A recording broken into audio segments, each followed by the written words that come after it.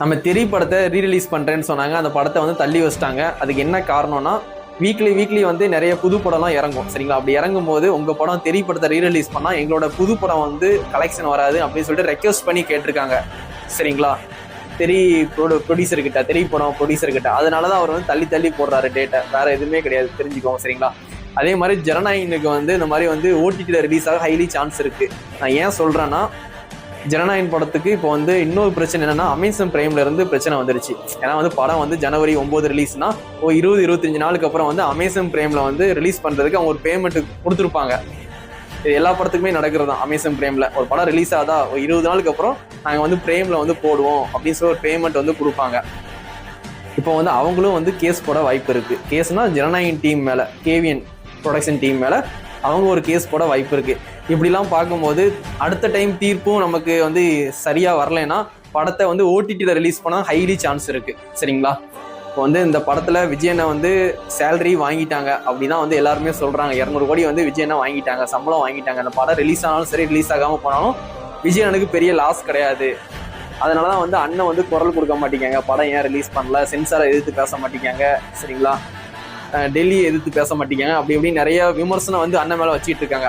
அது மாதிரி புஷி ஆனது ப்ரோ கூட ஒரு ஸ்பெஷல் கெஸ்ட் ரோல் நடிச்சிருக்காரு போல. அவரு கூட பேமெண்ட் வாங்கிட்டாராம். நான் ஜனநாயகன் படத்துல கெஸ்ட் ரோல் பண்ணியிருக்கான்ல, எனக்குள்ள பேமெண்ட்டை கொடுங்கன்னு சொல்லி அவரும் பேமெண்ட் வாங்கிட்டாரு. இப்போ மாட்டிக்கிட்டு தவிக்குது யாரு தெரியுமா? ப்ரொடியூசர் தான். இப்போ வந்து போட்ட காசை எடுக்கணும் அப்படின்னா வந்து படம் ரிலீஸ் ஆகணும். அதனால வந்து அவங்க கோட்டா போய்கிட்டு இருக்காங்க. ஆனால் வந்து இந்த ஜனநாயகன் படம் ரிலீஸ் ஆகுது, டிக்கெட் அதிக காசு கொடுத்து விற்கிறாங்க. இதெல்லாம் வந்து விஜயனும் சரி, ருசியானது ப்ரோவும் இது பெருசாகவே எடுத்துக்க மாட்டாங்க ஓகேங்களா. ஆனால் நம்ம பசங்க விஜயனை வந்து படம் ரிலீஸ் ஆகுன்னு ரொம்ப ஃபீலிங்கில் இருக்காங்க. நம்ம டிவிக்கு டீமே வந்து ஜனநாயகன் படம் வரலன்னு சொல்லிட்டு ஃபீலிங்கில் இருக்காங்க. அப்படிலாம் இல்லை, அவங்களாம் வந்து பேமெண்ட்லாம் வாங்கிட்டாங்க.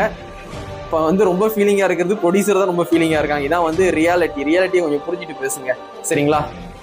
அதனால் வந்து படம் வந்து ஓடிடியில் ரிலீஸ் ஆனால் ஹைலி சான்ஸ் இருக்குது. ஏன் அப்படி சொல்கிறேன்னா வந்து அமேசான் பிரைம் வந்து கொஞ்சம் நெருக்கடி கொடுத்தாங்கன்னா பிரைமில் வந்து ரிலீஸ் பண்ணி விட்ருவாங்க. பிரைமில் வந்தால் ஃபுல் படத்தையும் நம்ம பார்த்துடலாம் சரிங்களா. அப்படின்னு நினச்சிக்கோங்க. வந்து ஃபுல் படத்தையுமே வந்து அமேசான் பிரைமில் பார்த்துக்கலாம். எந்த கட்டும் பண்ண மாட்டாங்க, எந்த பேட் வேர்ட்ஸை கூட மியூட் பண்ண மாட்டாங்க. அண்ணன் வந்து ஒரு பேட் வேர்ட்ஸ் மாஸ்டரில் அடிக்கடி யூஸ் பண்ணியிருப்பாங்க. அந்த ஓத்தா அப்படின்னு ஒரு வார்த்தை மாதிரி வரும். அதை கூட வந்து லோகேஷ் கனகராஜ் ஏன் எழுதி கொடுக்காங்கன்னா, இப்போ உள்ள பசங்க அந்த மாதிரிலாம் நடிகர் பேசினாதான் வந்து கை தட்டுவாங்கன்னு ஒரு மைண்ட் செட்டில் தான் டேரெக்டாக எழுதி கொடுக்காங்க. அந்த மாதிரி வார்த்தையெல்லாம் தியேட்டரில் வராமல் இருக்கிறதுக்கு மியூட் பண்ணிடுவாங்க. புரியுது அவங்களுக்கு? ஆனால் அமேசான் பிரைமில் போடும்போது நம்ம அதை மியூட் பண்ணாமல் போட்டுக்கலாம். அப்போல்லாம் கெட்ட வார்த்தை பேசினாதான் வந்து, அது ஒரு நடிகர் கெட்ட வார்த்தை பேசினாதான் வந்து மாசாக இருக்கும்னு நினச்சி தான் வந்து ஸ்கிரிப்டே எழுதுறாங்க. அதனால தான் நிறைய கட் பண்ணியிருக்காங்க. எதுக்கும் வெயிட் பண்ணி